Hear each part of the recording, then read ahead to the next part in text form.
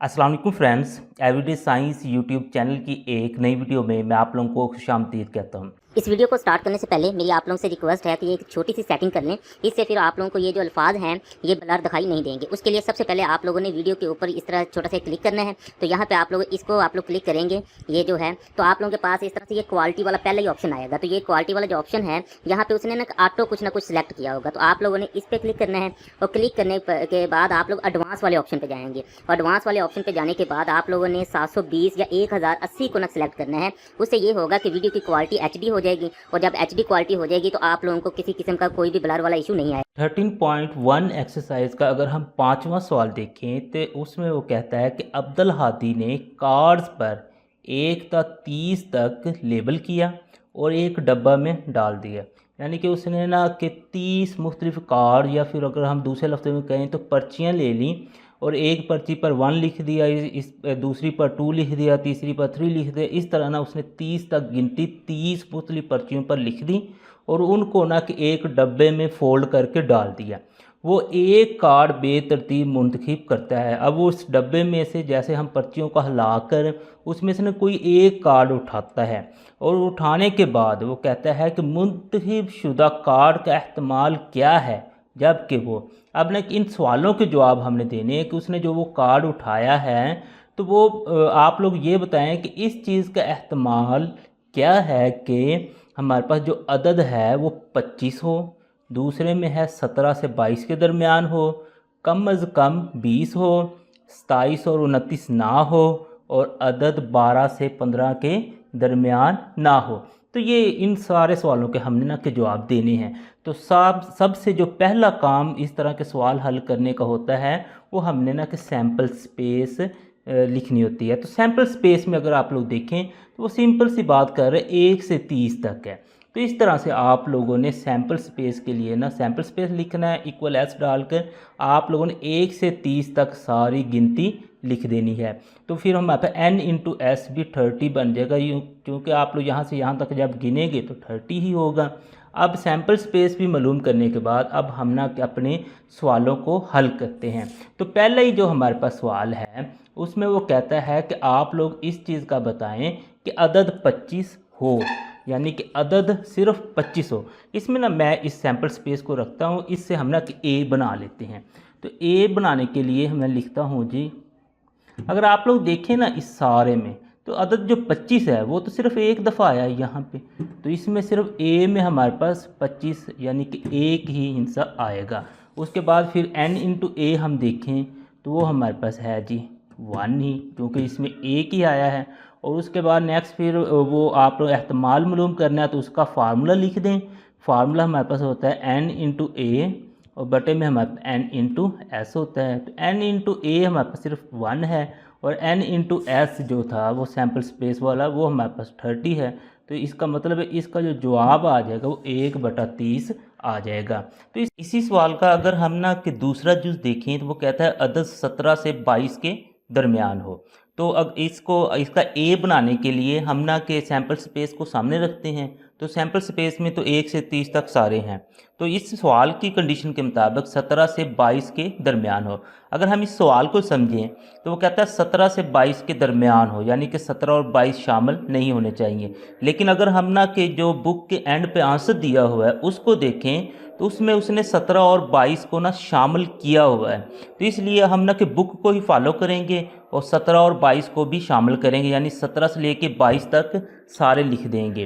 तो हमारे पास आ जाएगा जी 17, उसके बाद 18, उसके बाद फिर 19, 20, 21 और 22।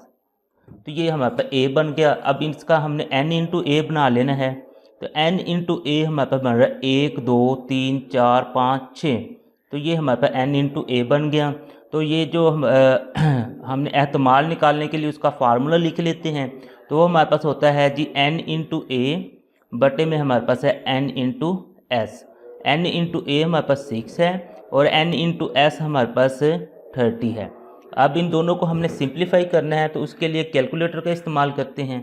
तो कैलकुलेटर में आप लोग 6 लिखें, उसके बाद ये बटे वाला साइन लगाएं और 36 लिख दें। तो आप लोग 36 सॉरी 6, उसके बाद बटे वाला साइन लगा के हमने 30 लिखना है।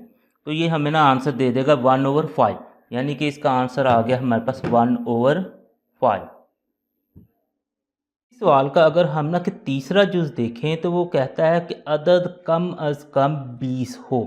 तो हम ना सैम्पल स्पेस से देखते हैं, तो हमारे पास वो कह रहा है कम अज़ कम 20 हो। कम अज़ कम 20 का मतलब है कि 20 या 20 से बड़े तो हो सकते हैं, 20 से छोटा नहीं हो सकता। तो हम ना कि इसका ए बना लेते हैं। फिर ए हमारे पास बनेगा जी, तो ए कम अज़ कम 20 है, तो ये फिर हम ना कि 20 से शुरू होंगे और 30 तक ना हमने सारे लिख देने हैं। 23, 24, उसके बाद 25, उसके बाद 26, उसके बाद हमारे पास 27 आ जाएगा, 28, 29 और हमारे पास 30 आ जाएगा। इस तरह से आप लोगों ने ये ए बना लिया और इसका n इंटू ए निकालते हैं तो वो हमारे पास आएगा जी n into a is equal to, इनको हम ना काउंटिंग कर लेते हैं, 1 2 3 4 5 6 7 8 9 10 11। तो n इंटू ए बन गया 11। अब नेक्स्ट इसको मज़ीद हल करते हैं तो इसका एहतमाल मालूम करना है, तो p इंटू ए फार्मूला लिखते हैं, n इंटू ए बटे में हमारे पास है जी n इंटू एस। तो n इंटू ए तो हमारे पास 11 है और n इंटू एस हमारे पास था इस केस में 30। तो ये 11/30 आ जाएगा। तो ये मज़ीद सिंप्लीफाई नहीं होता है, तो यहाँ पे ये हमारा आंसर आ गया। अब इसका अगर चौथा जुज़ देखें तो वो कहता है कि अदद 27 और 29 ना हो। तो यहाँ से हम ना के समझते हैं कि 27 और 29 ना हो का क्या मतलब है। इसमें वो कहता है कि 27 और 29 को निकाल दें, बाकी सारे आप लोगों ने लिखने हैं। तो इसका जब हम ए बनाएंगे तो उसमें हम लिखेंगे जी 1 2 3 4 5 6, उसके बाद फिर हमारे पास आ जाएगा 7 8 9 10, उसके बाद 11 12 13 14 15 16 17 18 19 20, उसके बाद जी 21 22 23 24 25 26। अब 27 नहीं लिखना हमने, 28 और 29 भी नहीं लिखना और हमने 30 लिख देना है। तो अब n इंटू ए की जब बारी आएगी तो ये 2 हमने नहीं लिखे, तो 30 में से 2 निकाल दें, तो इसका मतलब है 28 हमने लिख लिए हैं। तो अब इसका एहतमाल निकालते हैं, तो एहतमाल का वही फार्मूला n इंटू ए बटा n into S. n into A हमारे पास 28 है और n इंटू एस हमारे पास 30 है। तो इसको आप लोग सिंप्लीफाई कर लें कैलकुलेटर का इस्तेमाल करते हुए।